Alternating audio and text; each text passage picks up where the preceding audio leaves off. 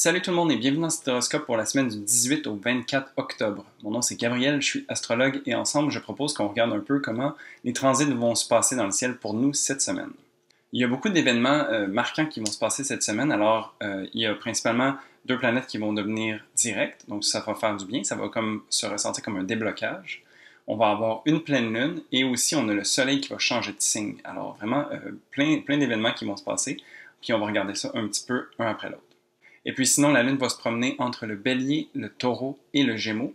Et donc, sans plus attendre, on va regarder un petit peu en détail qu'est-ce que ça donne.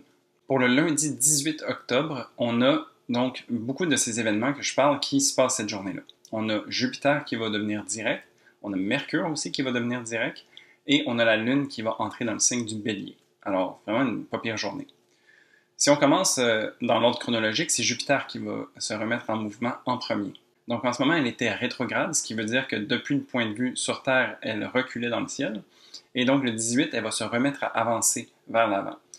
Ça, ce que ça veut dire, c'est que on faisait un travail un peu plus intérieur. Quand il y a beaucoup de planètes, surtout des planètes plus lentes comme Jupiter par exemple, c'est un travail qui se fait à l'intérieur et qui est un petit peu plus long, qui va durer pendant un certain temps. Jupiter, c'est une planète d'expansion, d'abondance, qui nous amène à vouloir apprendre sur soi, qui nous amène à vouloir découvrir de nouvelles choses. Habituellement, ça peut être plus tourné vers les connaissances qu'on va acquérir à l'extérieur, souvent de différentes cultures ou à travers le voyage. Mais ici, donc, dans un mouvement rétrograde, c'était plus à l'intérieur.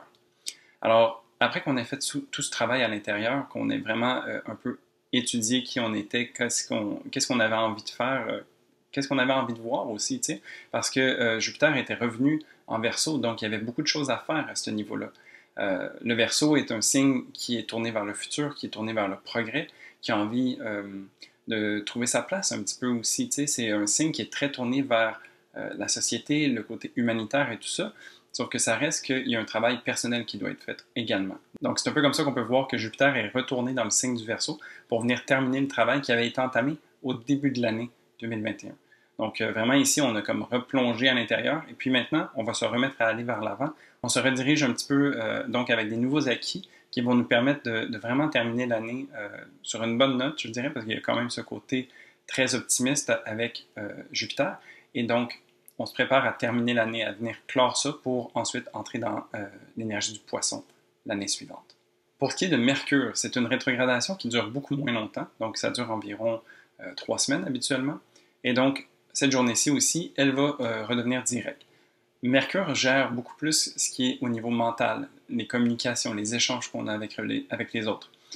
C'est aussi au niveau de la conscience, les réflexions, la manière qu'on a d'envisager un peu le monde, mais à un niveau plus mental donc. Quand c'est une rétrogradation, pour Mercure, c'est un travail à l'intérieur qui s'opère, un travail d'introspection, où est-ce qu'on va analyser, on va essayer de comprendre, on va essayer de faire du sens un petit peu de tout ça. Mercure a fait sa rétrogradation dans le signe de la balance, donc il y avait aussi beaucoup cette idée de trouver sa place un peu à travers les autres. Donc il y avait déjà ça avec Jupiter en Verseau, mais ici c'est plus à travers l'autre dans les relations plus intimes, donc avec les relations qui sont plus proches de nous.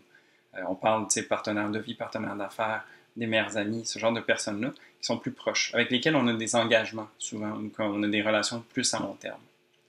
Et donc, il y a vraiment tout ça qui a été observé puis qui a été un petit peu vu d'un autre angle de vue. Parce que dans le fond, ce qui est intéressant avec une rétrogradation, c'est qu'on repasse sur des événements qui ont été passés et puis quand elle se remet à être direct, on repasse encore une fois. Donc, c'est vraiment comme si on pouvait se permettre pendant une certaine période de temps de revivre certains événements puis de se donner la chance de les voir de différentes façons. Ce qui permet une belle intégration et tout ça.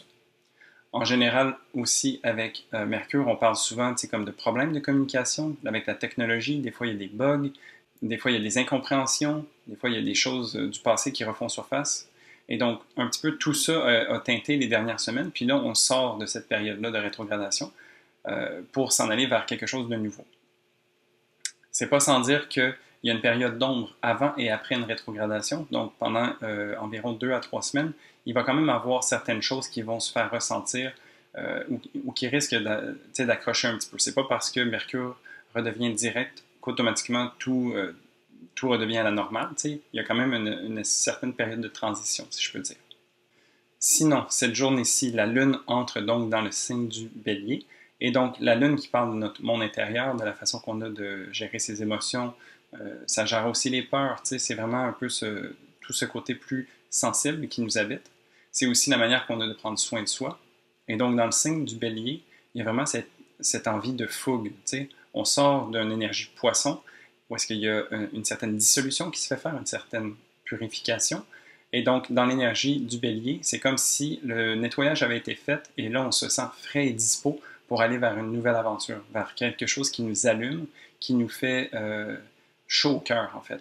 C'est vraiment un signe qui a envie d'aller vers l'avant et qui a envie de suivre son cœur. Donc, trouver un projet qui nous allume, qui nous fait du bien, ça peut être à travers le sport, ça peut être à travers la créativité, mais vraiment quelque chose aussi qui est peut-être plus unique à nous, dans le sens que le bélier aime beaucoup être souverain. Donc, il aime pouvoir agir selon ses convictions et ce qui lui fait du bien. Alors ici, ça peut être un bon moment pour peut-être trouver quelque chose qui nous fait vraiment plaisir puis de se permettre. Pour le mardi 19 octobre, on a donc cette lune en bélier qui vient faire un aspect de trigone à Vénus en Sagittaire. Alors ici, vraiment, c'est un aspect qui me semble plus léger. Donc, Vénus est une des bénéfiques du ciel qui fait en sorte que les choses s'unifient et se rassemblent. Parce que Vénus gère beaucoup les relations. Donc, c'est comme s'il y avait un peu cette idée de pouvoir merger avec les gens, de pouvoir s'associer. La Lune, donc, comme je disais, qui a envie de fougue, qui a envie de projet, qui a envie de suivre son cœur et d'être très légère, vient rencontrer dans un aspect positif, donc le trigone, Vénus. Et donc, ces deux planètes-là, qui sont dans des signes de feu, qui ont vraiment cette envie d'aventure et de légèreté, viennent s'unir pour pouvoir se donner la place. Tantôt, je disais que la Lune régit nos peurs, puis on peut aussi voir que la Lune régit nos choix.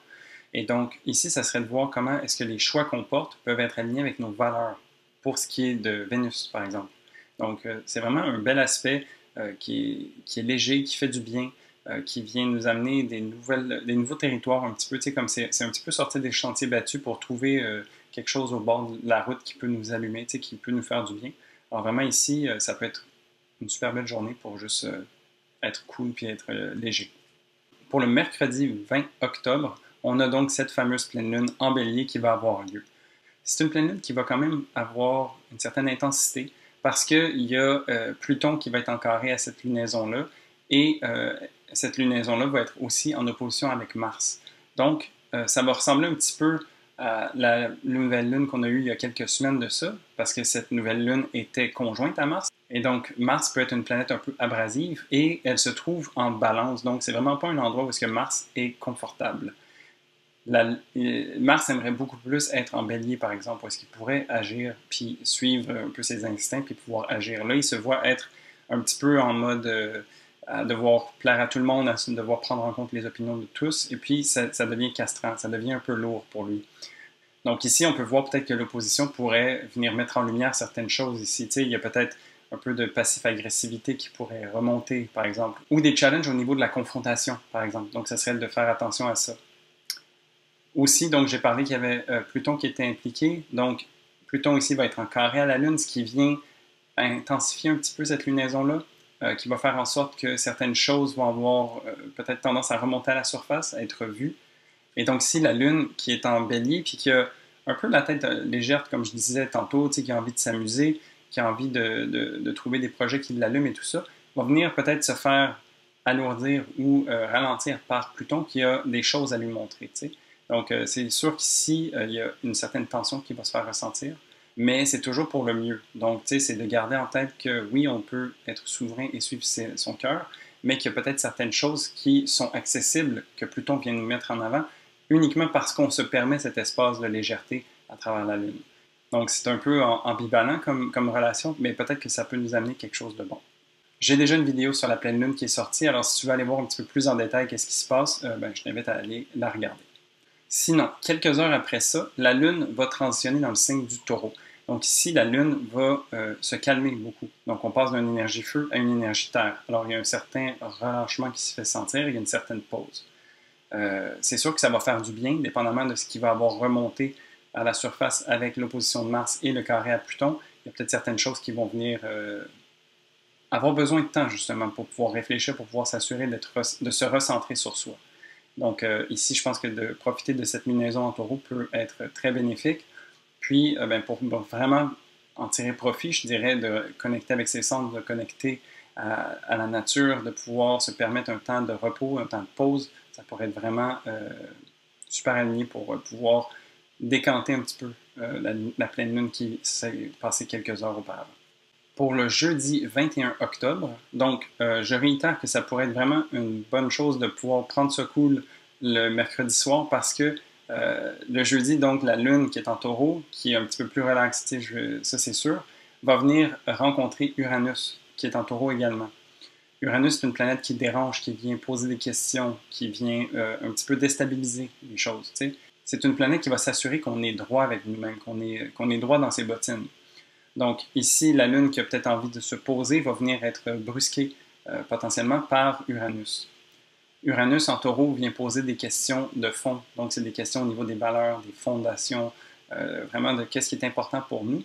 Et donc ici, ça va être de voir comment est-ce que ces valeurs-là sont imprégnées à l'intérieur de nous. T'sais, des fois, on peut agir à l'extérieur, on peut être vocal par rapport à ces valeurs-là, mais ensuite, ça serait un bon moment pour quand même s'assurer d'être aligné avec soi-même, puis d'être en cohérence avec soi-même à l'intérieur de soi. Donc ici, je pense que ça pourrait être un bon moment pour faire ce travail-là. Pour le vendredi 22 octobre, donc la Lune continue son chemin à travers le taureau et va venir faire un aspect de sextile avec Neptune. Donc, un sextile, c'est un aspect positif qui vient générer des opportunités. Et donc, en contact avec Neptune, une planète un peu plus spirituelle, une planète plus intangible, qui peut parfois amener un certain flou, une certaine confusion. Mais là, ici, ça va être une rencontre positive. Donc, il y a du bon potentiel. Peut-être que si on se permet justement cette pause, cette intégration et ce travail de rectification intérieure, s'il y a lieu, ben, ça peut être un bon moment pour se laisser imprégner de tout ça, de se laisser inspirer aussi. Donc, à travers la pause, de pouvoir peut-être vraiment se laisser infuser en fait de toutes ces énergies pour pouvoir avoir des idées qui nous viennent un peu de nulle part, puis qui peuvent nous permettre de peut-être trouver des manières nouvelles de prendre soin de soi. Donc ça ici, ça pourrait être super bénéfique. Plus tard, la Lune va rencontrer Jupiter en aspect de tension, donc en carré.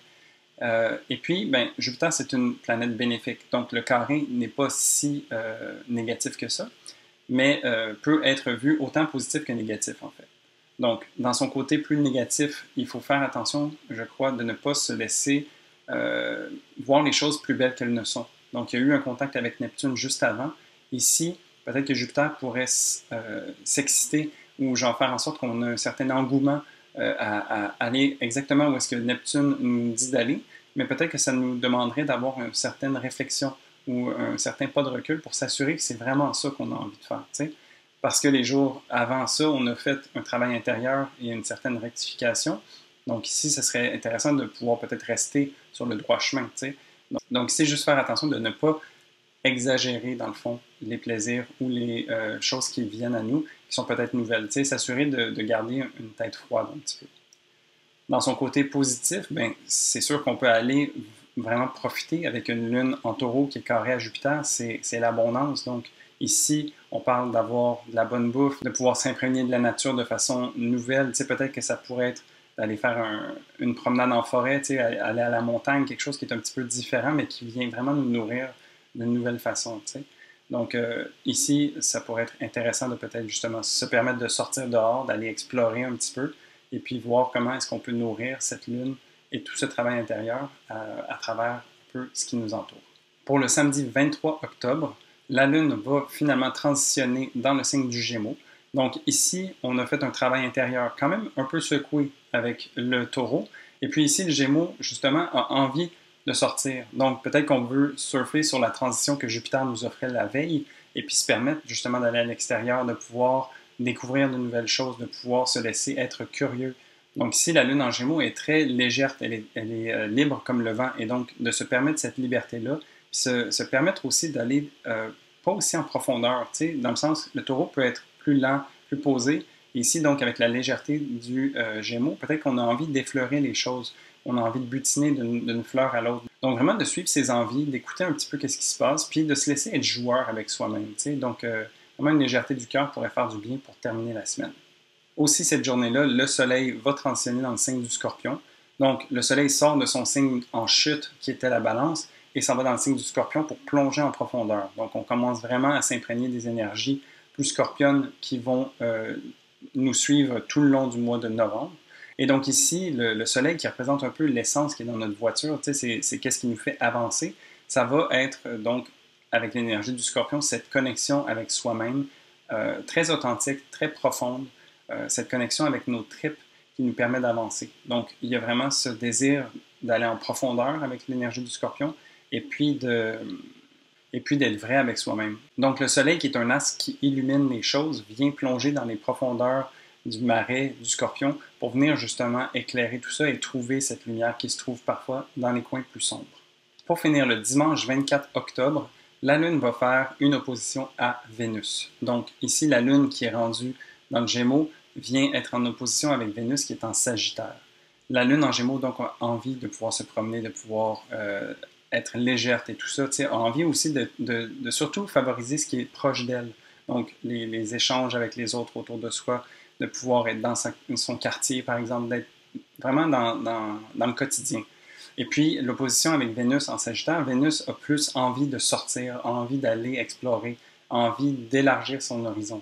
Donc, c'est ici un petit peu comment que ça tire, mais vraiment, ça pourrait être intéressant de se permettre les deux, parce que la Lune en Gémeaux reste curieuse, a envie d'apprendre, a envie de découvrir des choses, et donc, en se permettant d'aller dans les terrains où est-ce que Vénus est en train d'explorer, ça pourrait être aussi intéressant pour découvrir de nouvelles choses. T'sais.